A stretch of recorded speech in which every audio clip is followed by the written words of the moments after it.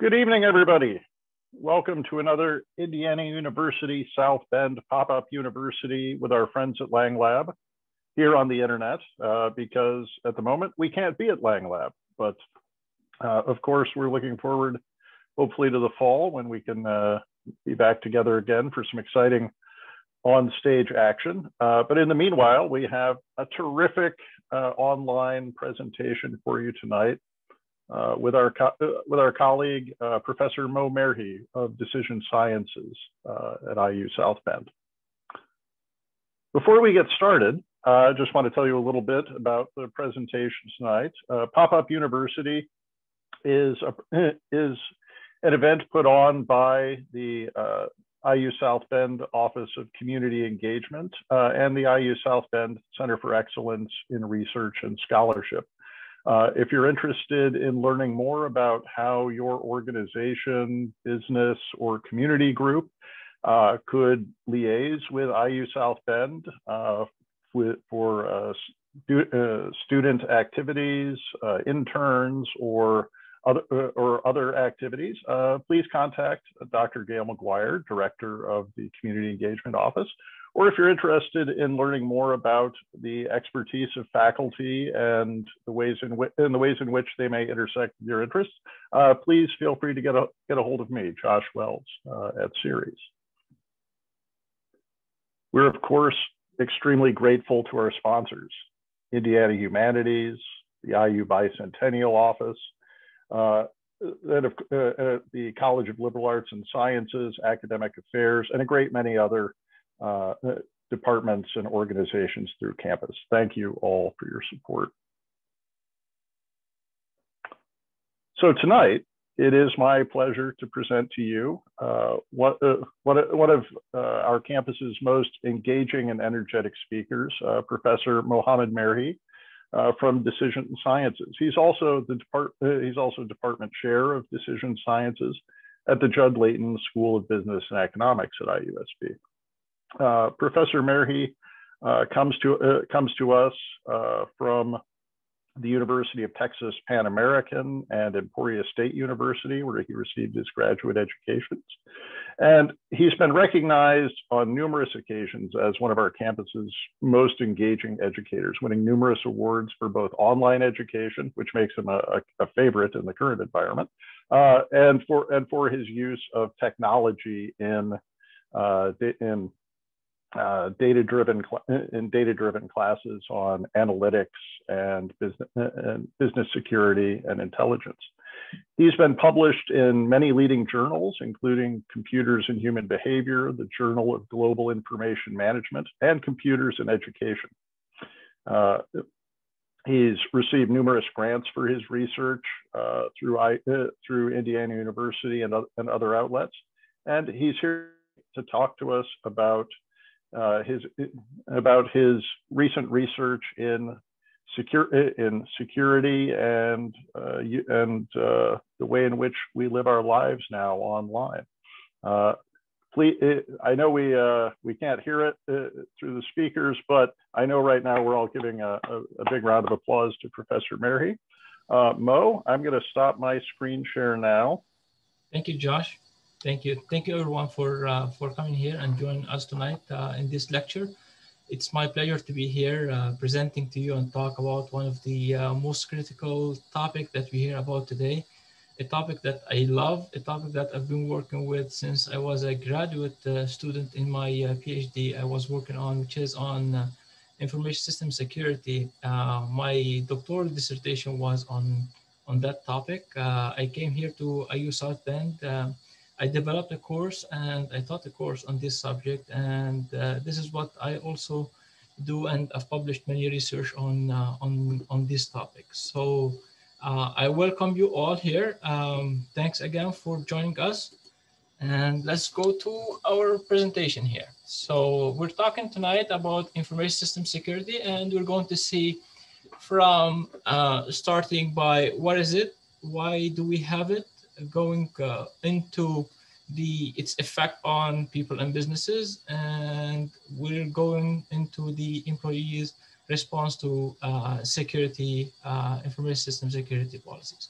But before I start here, the way I teach my classes, I know we're not here in a class, but the way I teach, I prefer engagement. And this is my colleague Josh mentioned about the awards that I won because I use active learning strategies and all this. So before I start, I want to take a moment, please, here, read this scenario.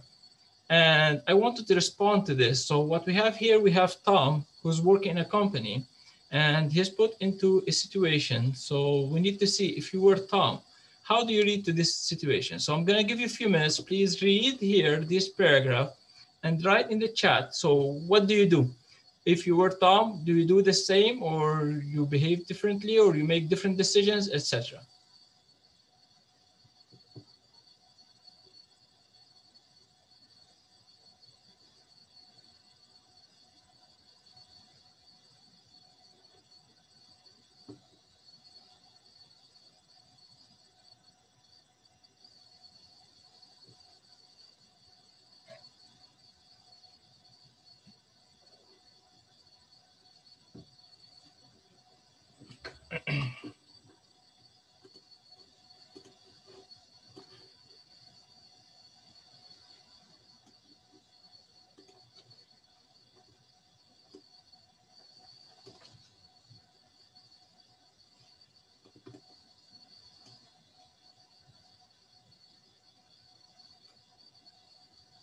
For sure, Elizabeth, you can do that if you want.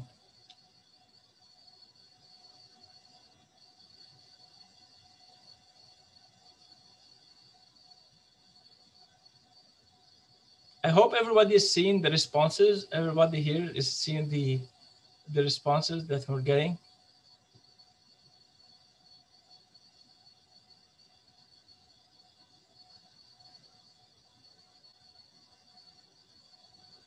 You're not seeing the responses. Okay, yeah. So if you can just respond to all panelists and attendees, because right now you're just sending to panelists. So what I have here, I have, I'd probably do what Tom did. I would not give my password. Sorry, Linda, no password. In truth, I would give Linda the password. I do not give the password to Linda because I may risk being fired for violating company security policy. I would not. We are not seeing the responses. Okay. Would he be able to use a VPN to get into his desktop? This is what we have right now. So we have this situation. We're not talking about VPN. We're not talking about any more details besides what we have. I would probably remind the project manager of the password rule and tell them to wait or get permission from higher ups. Actually, perhaps there's some other way for Tom to access remotely and share it with her in a shared file. Okay, thank you. Thank you for all these responses. We're coming back to these responses in a bit. So for now, let's move and see what is information system security and why do we have it. So as we know nowadays, technology is in everything in our life. All of us, we have computers, all of us, we have cell phones, all of us, majority of us are on social media from Facebook, Twitter, LinkedIn, etc., etc. Right now, this current, where we are right now, we're using Zoom to conduct this seminar instead of meeting face-to-face. We're using this video conference. So we're using technology, and technology is impacting us in everything. What caused it? Because life is changing. Computers are becoming faster, cheaper, cloud computing, data analytics. Everybody's talking about data analytics. Everybody is interested in data. Organizations are accumulating tons and tons of data in their databases and in their data warehouses. And this is the main thing that it's impacting us, as technology is impacting us and impacting the organizations. At our personal life, it's impacting us as personally, socially, professionally. Nowadays, if you want to buy anything, you just go online, Amazon, or you go Best Buy, you go to any website. So we buy. Before you travel to Chicago, for instance, you need to go and check the weather. So you're not waiting to go on TV and wait for the news to check it. You just go and check it online on your phone. You want to use GPS, you've never been. So this is how Internet of Things is impacting us. to go. Same for, so here are different things that is impacting us as technology. Is impacting us from health monitoring to online calendar to home security to appliances in home to garage. You can open your garage, you can close your garage, you have cameras, etc. surveillance. So all of these are Internet of Things, and these are technological innovation that are impacting our organization. For businesses, they have to adapt, they have to change because consumers are changing. They are always demanding and they have to move. They have to move to virtual stores. We know many of the retailer stores now are closing because everything is going online, everything is virtual. We have more remote sensors, etc. And with that move, organization there want to move, and they have also to have a strategy. Without having strategies for this move, starting from how they're going to behave, how they're going to deliver, how they're going to hold the data, how they're going to save the data, how they're going to interact with their customers. So they have to have some strategies in order to solve these potential problems that might occur. And we're going to talk about different problems. So moving now to what's interest for us here is the information system security. But before I move to information security, I want to talk about the information systems. What is it? So it is the hardware, software, data, people, and processes. So we use machines, we use technology from hardware and software to collect and process data using people's intelligence in order to make decisions in organizations. So now, if we apply this same definition to security, we can apply it exactly, but now with the purpose of not only getting data, but now we're with the focus on the data, but now we're focusing on how should we store this data and how should we preserve it and save it so it doesn't get leaked. Okay, so what are trying to save? At the personal level, you're trying to save your own personal information, your personal identification, from name to address, social security, probably credit cards, etc. For organizations, you have they're caring about what I listed for us as individuals. They're talking about customers' data. They're talking about the network infrastructure, intellectual property, because every organization has some intellectual property, financial data, service availability, and their reputation. They don't want to be on the news to say X company lost so many thousands of records for employees, and they will be that, which will impact their reputation and their image in the market. So is it important? Is information system security important? Absolutely is important, because companies, they have to hold into these data that give them that competitive advantage over other organizations. And there are some laws that mandate that. And every day we hear, in a bit, we're going to see a few examples of data breaches that happened just recently in January of 2021. So in a month, there's at least 12 incidents. These are 12 incidents that we know about, where thousands of records were lost just because of technology or because of a human behavior that caused these security breaches. So I mentioned here that we have some laws that mandate this, and so these are some U.S. compliance laws. For us in the university, we have FERPA, because we are under the education. So for healthcare industry, they have their own bank, government, corporation. Each discipline, each sector has their own laws that mandate organizations to protect the privacy and to protect the data they have about consumers or about patients, about stakeholders they have in their organizations. So if you heard me, I talked a lot about data and I talked about information. I mentioned these two words a lot. I know we're not here to take any English lecture, forgive me for that. But I hear many people, they use these two words interchangeably. And so I want to ask you guys and see what do we have. So data and information, are these two words, are they the same? Do data and information have the same meaning? I want you to write in the chat and tell us, are they the same? Are data and information the same? If yes, yes. If no, why and how?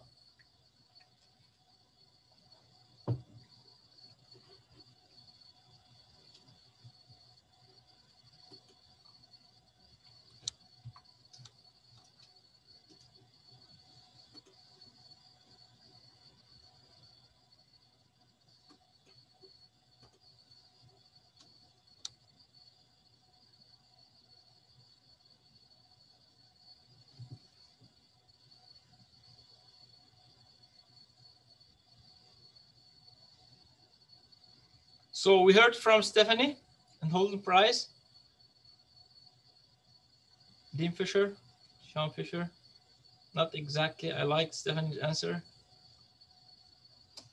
So Stephanie said, data is the raw form of information. It must be analyzed to become information. No, data is raw numbers with no real meaning. Information is when you look at data and derive meaning from it. Not exactly. I like Stephanie's answer. Data are just facts. Information is organized. That's good. So at least here I have in our crowd here that it seems we all agree that data and information are not the same, which is correct. Data and information are not the same. Data are the raw material that we have. We have to process it in order to get information. So for instance, if we're talking about stock prices, we get all these different numbers per day going up and down. So if you look at the numbers, by just looking at the numbers, it will not make sense. I can process, for instance, but in a graph, line chart, or if I have pie chart, if different scenarios, and then I can see, is it going up? Is it going down? Is it going up and down? So I transform the data, the raw material that I can't see, into actual information that I make sense of it.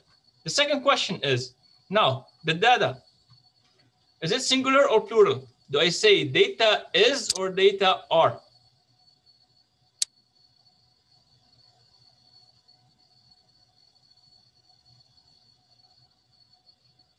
What do you think?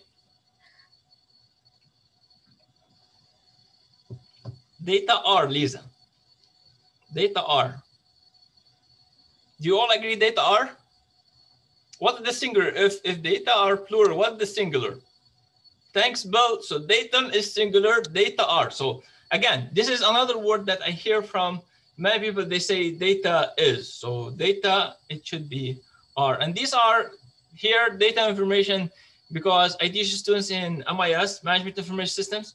We have information, right? And this, I defined it earlier. And I teach analytics. So we're dealing with data. So the first thing I emphasize on my student is this fact here. So now let's go back to our topic, the data. So data classification, what are the kind of data we have in organization? We have private data about people, confidential. These are the organization. These are the secrets of the organizations. We have internal use only, and we have public domain data that can be shared with the public. Okay, so now what are the tenets of information system security? When we're talking about information system security, what are the tenets? So we have CIA. What's CIA? CIA is not the intelligence agency that you know. Okay, so CIA, you have three words. We have confidentiality. I have Elizabeth, yes, data, but I wonder at what point will Webster Dictionary will change this to fit with common usage. I don't know. We need somebody to talk to Webster Dictionary, Elizabeth. Okay, so we have confidentiality, we have integrity, and we have availability. So confidentiality, we need to make sure that only people who should access the data, they have access to the data. Integrity, we have to make sure that the data are valid, uncorrupted, and availability, it means the system is up and running and people, they can access their data at the same time. So confidentiality, we do this. So for instance, in your organization, or talking about us in the university, we have limited access to students' information or to some department because we're not allowed. If we don't have any business with this data, we should not get access to it. Integrity, we need to make sure we don't give access for anybody to update or change or delete anything in the database. Availability, we need the system to be up and running. So on this availability, we're talking about when we hear the system is down or the website is down, this is when we talk about availability. And for the information system security, we're talking about the data, the server, all the infrastructure, they have to be up and running all the time. So with the security, we talk when we're measuring information security and the implications of a security breach, we talk about three things. This is how we assess it. We have the risk, we have the threat, and the vulnerability. The risk is the probability that something will happen to the data. And the threat is anybody or any action that can compromise this data, whereas the vulnerability, any weakness that can harm the data. And we're going to see more examples about this and explain what do we mean by this. Security breach, what it is, it's any event that mess up with the CIA, any event that mess up with these three things that we have here: the confidentiality, integrity, and availability. So if the system goes down, if anybody gets access to the data, to delete, to update, to make any changes in the data, or harm the hardware or the software or of the company. So what are most common threats for data and systems in organizations? So we have here malicious software. We've heard a lot about these, such as virus, worm, Trojan horse, rootkit, spyware, etc., etc. There are many, many more. We're not here in this lecture to talk about these. Hardware or software failure, internal attackers. These are insiders inside the organization, whether employees or users of the system. Equipment theft. It's clear defined here. External attackers. These are the hackers, the black hat hackers. We have the natural disaster, such as when you have hurricane, when you have tornado, etc. Terrorism and social engineering. Social engineering. Do you guys know what's social engineering? Social engineering, anybody? Anybody can tell us what's social engineering? Don't cheat, don't Google.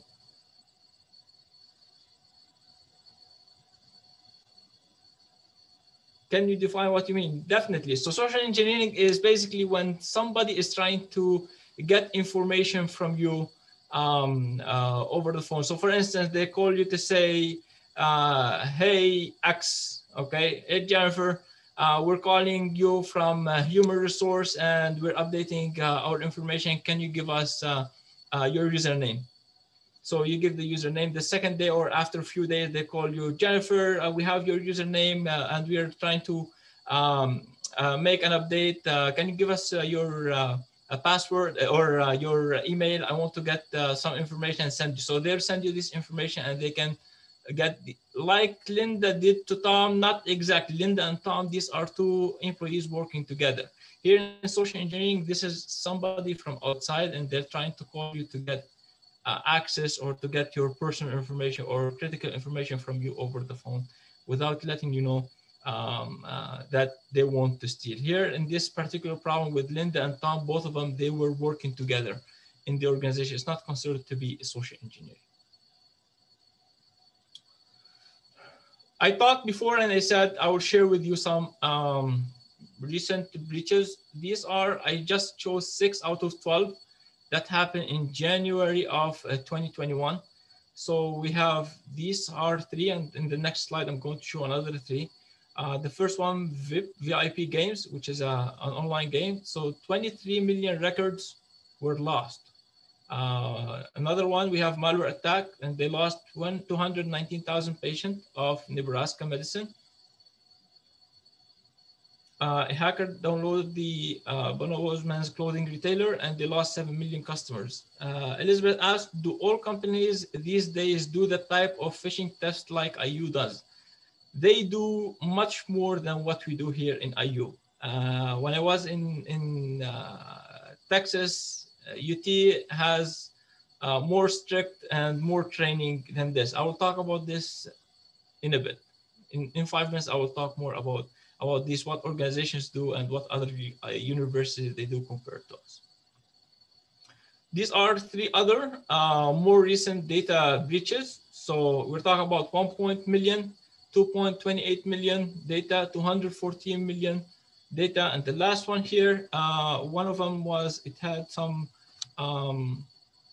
credit card. So on this one here, we had partial credit card records for 7 million customers.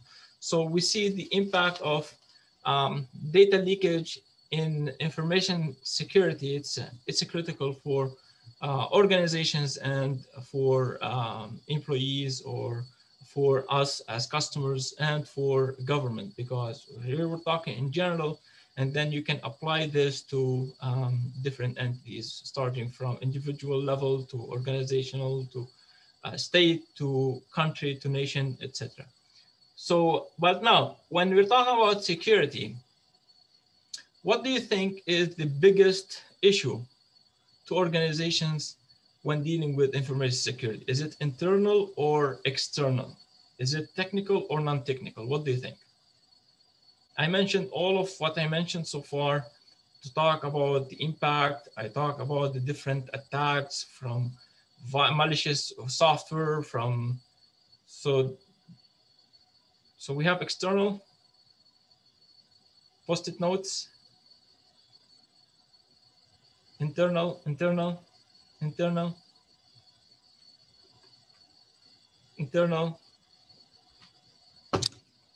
The answer is internal. And thanks to Erica. So Erica mentioned post-it notes. Okay, so post-it note is one of the main things that happen in organizations. What we mean by post notes is people, they tend to write their username or password and they put it on post note, and then they will put it on the computer. So the biggest issue for organizations is more the insiders or the employees inside it, from employees or the social engineering. These are the two most critical. Then these are the nightmare more than the technical, because in technical they have the IT department. Nice one, Josh. So you hide it under your phone. So here, organization, they have the IT department, and the IT department is working on protecting and having the right software and the right hardware to protect the organizations. And they're seeing the attack, they're seeing the enemy coming from outside. But when you have the enemy inside your home, this is the problem, because you can't predict and you don't know how and when and what's happening. I'm going to give you a few examples now of violating the security policy in organizations or causing some problems. So I will start with university first, since we are in university and work in university. So a faculty member takes student grades home on a regular USB drive. So this violates the FERPA. I talked earlier about FERPA. FERPA, it's which is the law for privacy law for students. So this here, if you take it on regular USB, and I'm saying regular USB because we have the regular USB that you have, and there's the encrypted USB, where you can use the encrypted USB to encrypt the data, and then it becomes safer to use it later on. Here's another example. So we have an employee makes a mistake in direct deposit. Office 1 emails the account number and deposit amount to Office 2. Let's say I'm working with my colleague and I want to make a payment. I send the information, I send the wrong information. So this is not right to do. So account numbers, IDs, passwords should not be sent through emails. Same thing, I always remind my colleagues, you know, when students in the university, they ask us about the grade. What is my grade? What did I get on this? And we tend to send, oh, you got an A, you got 7.3, you got 9.9, whatever. This shouldn't happen. You should not send any of this information in an email. What if your email gets hacked? So now we come back to our friend Tom. So this Tom is working with Linda, and they're working on this. And when I asked you about this, some of you said, yes, definitely, he should give the information to Linda. Others said, well, there are ways to do it. They can share. And others, I believe they said, no way, I can't do it. And I believe, I guess, Dean Fisher, who said, I will violate the security policy, which was the correct answer. So in this way, no matter what, no matter who the person asking for your personal information, this should not be shared with anybody in our organizations based on the information security policy that these organizations have in place. So to avoid and to deal with these employees' behavior and with the insiders, organizations, they implement these security policies. These security policies, the role of this security policy is to protect the data from insiders to harm and cause any harm for these data. I shared with you here some hypothetical. This was a hypothetical case, this hypothetical case, and this hypothetical case. Now I'm going to show you some actual example where employees did it. So look at this case. In South Carolina, an employee emails sensitive information to their unauthorized account. Guess what? So the email was hacked. 22,600 Medicaid ID and Social Security numbers were stolen. We all know what happened when social security numbers are stolen. Another case, personal information of 780,000 Medicaid patients and recipients of children's health insurance were stolen in 2018. So again, what happened? A hacker was able to break one employee's password. When organizations ask us to change, so now I go back to, I guess, Elizabeth asked me, do other organizations do this kind of thing that we do here? I've been here at IU now for 7 years. I know this is recorded, Josh. I wish if you can stop this recording now. So in 7 years, I was only asked once to change my password. Now with this, is this the correct thing to do? Should we have this? The answer is definitely no. When I was in UT, I had to change my password every 6 months. This is just one example. And I'm talking about just a university. When you go to private sector organization, each organization has different type of policy. This should be the one of the policies. When I said organizations, they come up with security policies to solve such a problem. So you're not allowed to put the sticky note that we said where you have your username and password. You must change your password. Your password has to be 15, let's say, character. You need to have capital and lower. You need to have special symbols, etc. So all of these, the combination of all of these are to make the password harder and to make it harder for hackers and to make it harder for technology to solve. This is why employees are harder than technology, because there are technology that work to find out and find the password, but the harder the password, the harder it becomes for the technology to break in and find the password. So other threats from employees, these are other threats. Lack of awareness. Many employees in an organization, they're not aware whether they have security policy in an organization or not. This is based on my research that I found. So I go to big organizations and when you ask employees about security policy, they said, huh? Do we have security policy in our organization? What's that? So some of them, they just want to violate. They don't care. Whatever the security policy says, I don't care. I'm living whatever I want to live. This is how I'm used to.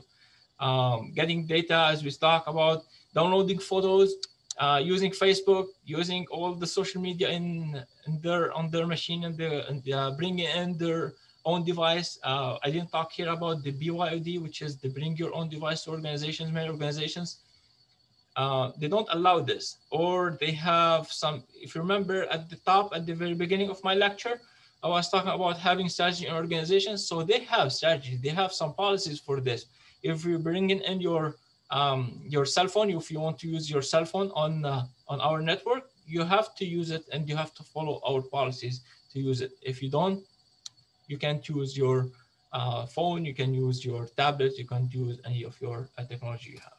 Okay, and some, they do it just for sabotage and they want just to disrupt organization. So to solve it, again, so I talked about this a bit before. So to solve the user's threat, the insider's threats, the employees' behavior in organizations, so we use information security policies and information security plans to solve this problem. So what are security policies? So there's a framework for the security policy in organization. First, we're talking about the policy. Each policy, we have standard, we have procedures, and we have guidelines. Definitely not. Elizabeth asked, she said, apparently you can't use beef stew as a password. It's a stroganoff. So you can't use it. It's simple, but I hope it's not your password. So for in organization, we have policies. So policies for different things, starting from emails. How should you write emails? How to send emails? To using VPN. Somebody mentioned VPN. To using flash drive. So for each one, we have different standards and we have different procedures. How should you do it? You can't blindly tell, let's say, employees you need to use VPN. First, you need to explain to them what's VPN, virtual, okay, virtual private network, and you need to explain to tell them how should you use it and when to use it, etc. And then you need to give them the guidelines. Same thing on using social media. You need to tell them, hey, you're not allowed to use social media because if you're using social media, there are, etc. So the consequences of having this. Now, we come to users' reactions.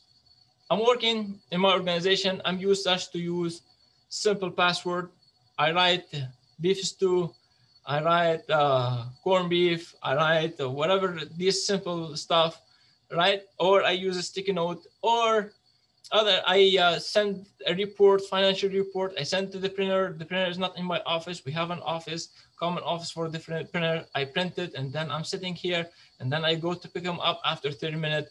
So a customer who's passing by finds this and then take them and go. That's why employees are harder to manage than the technology. So moving away from desktop without locking the screen. So anybody with a USB drive now, external drive or hard drive, they can just copy paste or just get in the system and they can get all the data that they need from the system. That's why employees are hard to. So when organizations implement these systems are going to change the way things are done. All the processes in an organization, they have to be changed. And we as human beings, we prefer the status quo. We don't like the change. So for this reason, first they hate them, they resist, and they do not comply. These are the three things that happen when security policies are implemented on organizations. So what do they do? What do organizations do? They have different approach, from awareness to training to creating security culture to management support to imposed management to surveillance, etc., etc. Awareness, many organizations, they go and they run the training. So for us here in IU, we do some training. Other universities, they have more sessions of training for their faculty and for their employees and for their students who work. They have to take tests and they have to score a certain level on the test to pass the test. Failure of doing that, it will lead to not getting paid at the end of the month. So it is serious. In organization, the same thing. They do the training. Training goes from blogs into sending newsletter, into attending webinar or attending some videos where you sit down and watch, similar to what we do at IU. I'm not sure. Probably we have some attendees here who are not from the university and attending. I'm not sure what kind of things they do at their organization. It depends on the size of the organization. It depends on the industry of the organization. They do the training. Top management support, it has to be serious. This is one of the things that I investigated in my research. Similar to any project that's been done in an organization, if the top management, they don't walk the talk, it will not, whatever you're doing, you're going to fail in that project. So they have to show CEOs, CIOs, or the C levels, all supervisors, they have to show that we're serious about the security policy in our organizations, and they have to follow and use whatever they're trying to do. Organization, they impose punishment also. The punishment goes from just oral or written letters to all the way to being fired from organization. I know many organizations, they fire their employees if they don't follow the security policy. Again, this depends on how large is the organization, and it depends on the industry. Surveillance also, organization, they use surveillance in terms of software or cameras to see what organization they're behaving. So in all of these, there are advantages and there are disadvantages. From privacy, your work in in a culture, you don't want to have anybody watching you, etc., etc. But this is fact. I'm citing here facts, what organizations do in their workplaces.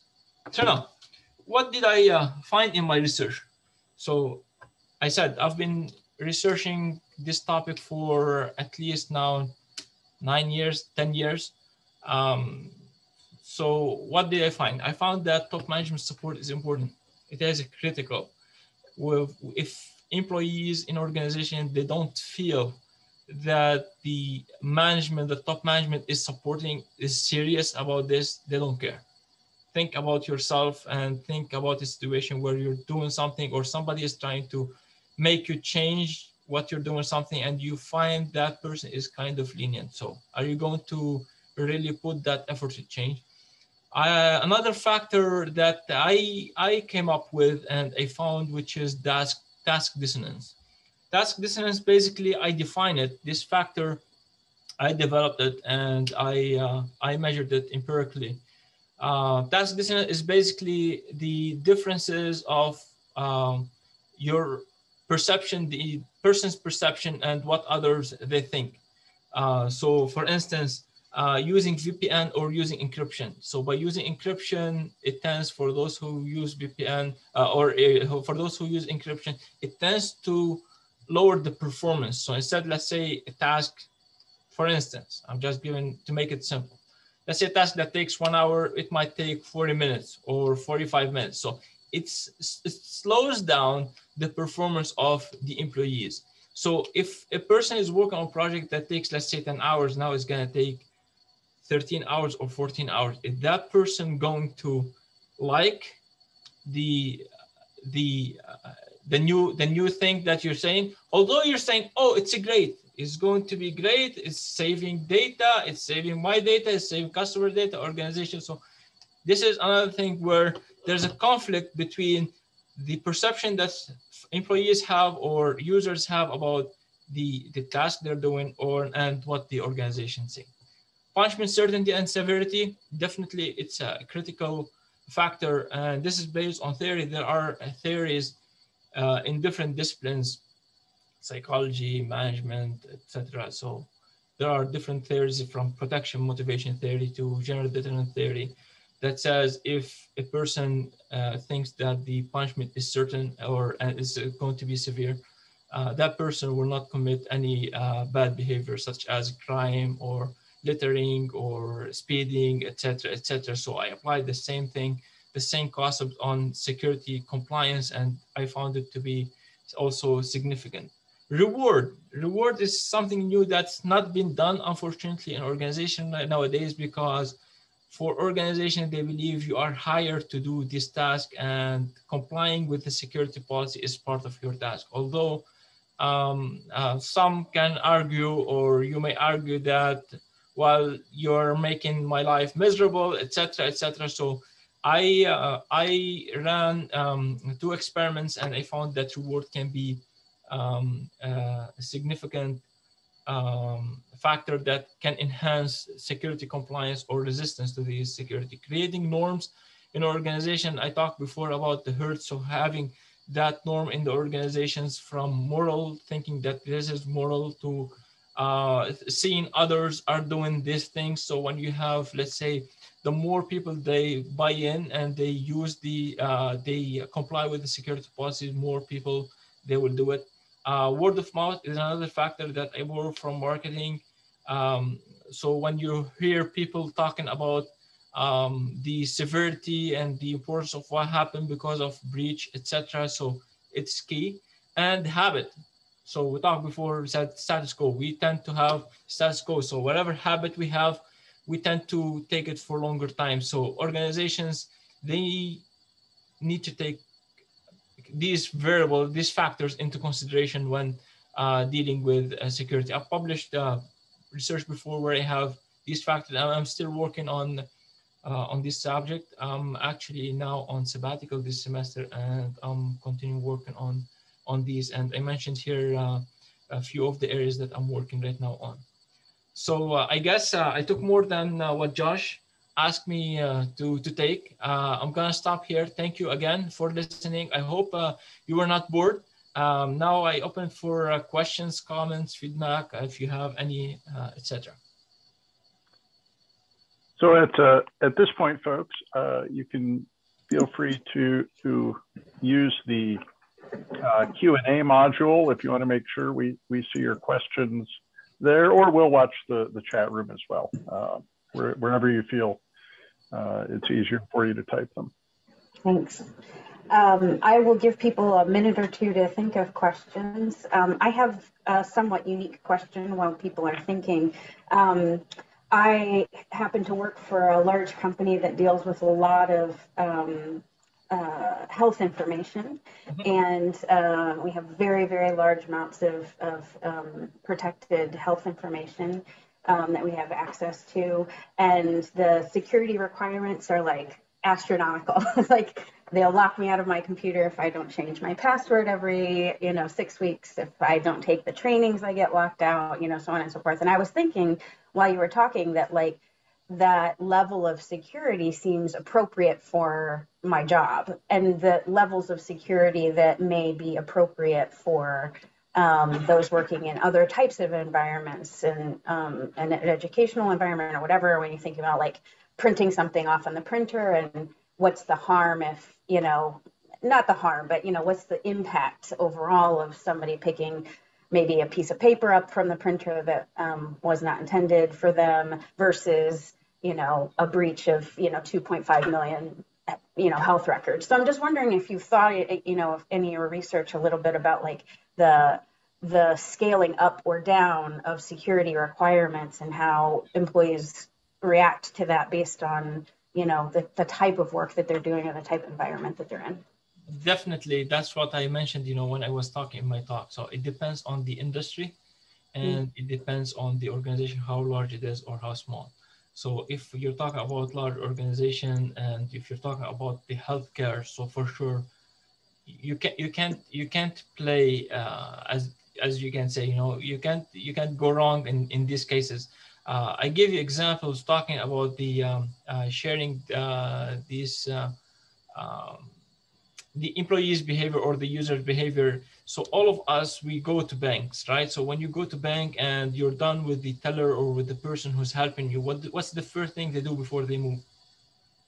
They lock their screen, right? They have to lock their screen and move. So in banks, they have surveillance, they have camera, they see. Do you know what happens if you don't lock your screen and you move? You're fired. So this gives you an idea about, so this is what happened. Although nothing might happen, but they have zero level tolerance in this case.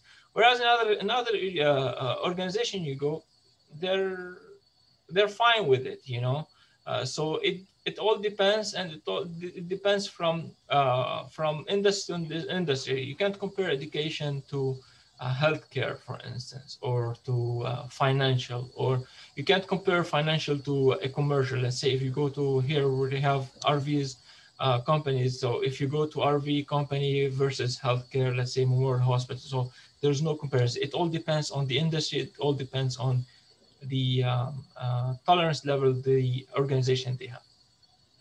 I have a follow-up question from Elizabeth about non-compliance and resistance and how widespread it is, and that it might also depend on the industry. But what have you found in terms of non-compliance and resistance? Oh, it is so spread everywhere. All countries, all governments, anywhere you go, you hear about this problem. People, they don't want to comply, or they try some ways to comply. Nowadays we are in better shape than we were 5 years ago or 7 years ago. So 5 years ago, or even 3 years ago and before, used to hear a lot of incidents that happened just because of employees unawareness or unseriousness. They're not serious, etc. So now organizations, they're taking more attention into the training and the awareness to make their employees more aware of that. But still, it is there. Thank you. Bill's asking that there seems to be a disconnect between requiring more secure passwords and the number of times that they ask you to change it, and also expecting good employee behavior. Is there a sweet spot between those two things? Definitely, there's a sweet spot. I am not happy when they come as an employee. When they come, if they come to me and tell me every 6 weeks you have to change it, or every 4 weeks. But also as employee, as you said before, depending on the industry, if I'm working in critical situation or in industries where you have critical data, you need to be aware of that, and you need to make sure you comply with these security policies. What I found is that you see both cases. You see many organizations, they are very lenient, and you see many organizations that are so strict, especially big, large organizations. They get stricter and stricter because they care about their reputation, they care about their image. They don't want, for instance, Sharp or Sony or any of these to say, oh, they have a hack. Or we all watch news, right? And you see what happened when any of these organizations or a bank or something gets hit. So people, the second day or immediately, they start reacting. Did my information? What happened to my information? What happened to my social security, etc., etc. Right. So. I have another question here that's a very interesting one. Are there security challenges that you found that are specific to small businesses, or challenges perhaps that small businesses tend to have more than large? Small businesses are exactly like large businesses. And a security incident can happen at any time. But it all depends on how aware and how serious is the owner of the business. When I was in Texas, I helped a small to medium size clinic implementing security policy, and whatever I was seeing in Panasonic at that time and GE, we implemented almost the same thing in that clinic. And that clinic was almost probably a fraction of a department in one of the companies that I mentioned. And we apply the same thing. But now also you go to other organizations, they don't care. This is the fact. Yeah. Great question from Bill. When Google makes up a secure password for me and it will remember it for me, is that a good thing? Sure not. No? For sure not. Okay. For sure not. Why? Could you explain a little bit? Because I simply don't trust Google. I don't trust anybody. Because I give you example. Last month, in January 2021, Microsoft was hacked because of one of their employees, insider of the organizations. He did some sabotage stuff in one of the projects. So even Google, who's Google to trust, right? So you should trust only yourself. But Google would have the password whether you generated it, and I guess, is there a difference between them keeping it on file, correct, where you can have the computer remember your password for you, versus you trying to remember it or writing it on a Post-it note or something? Correct. Yeah. What are the difference? Is there a difference in that from your perspective that we should be? If you see when how I use my computer, or how I use my phone, or how I use all of this stuff, so I always get these questions: do you want to save? Do you don't want to save? I don't save. I change passwords for every bank. I have a password for school. I have a password for different systems. I have passwords. So I don't trust any of that. I don't trust any of the technology that can help me when it comes to security and my personal data. And this is what I always, this is the message that I always give students when I teach any class related to this topic. Great. Because awareness starts from school. If students, they are aware, because many people that you meet, outside, they're not aware of the consequences, or they're not aware of what happened if I do this or I do that. Many people, unfortunately, you go, let's say on Facebook or any other website, you can say, I'm eating X wherever at this hospital. I went to this place. They take pictures. Even on their cell phone, go on their cell phone, they have tracked the maps, track the place or the location. It's always on. So all of these are all data. They are all recorded. You download applications, and you have to agree. The first thing they say, agree. People, they click on agree without saying, what are you doing? You're sharing your personal data. They're collecting data. Who's getting this data? Are they selling this data? What happened? So. Yeah, thank you. I'll pause and see if there's any last questions. I wondered also if you had observed any noticeable issues around like social pressure with your example for that you provided and had us speak to.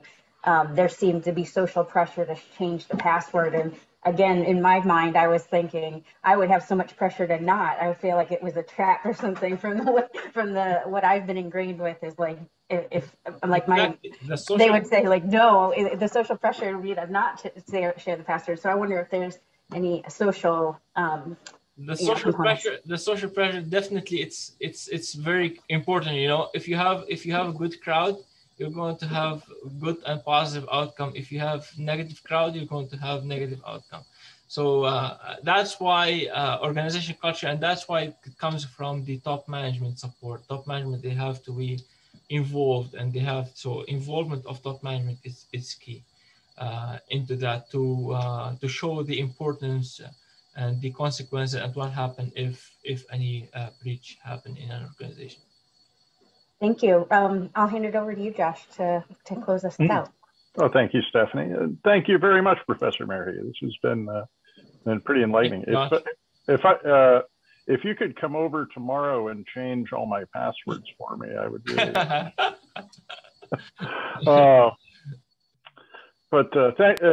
Thank you so much, everybody. I want to remind you all before you go, in 1 month's time, we'll have Professor Rebecca Brittenham giving a terrific talk about the poetics and politics of walking, just in time for spring. We should actually be able to navigate the sidewalks on a healthy stroll by then. Please watch for that in the coming month. You of course can always find Professor Merhi's talk and all our other recorded lectures at go.iu.edu/popup. We'll have more talks in April and May as well, and we look forward to seeing you again. Thank you so much for joining us, and stay warm. Take care. Thank you, everyone. Good night, Mo. Good night, Stephanie. Good night.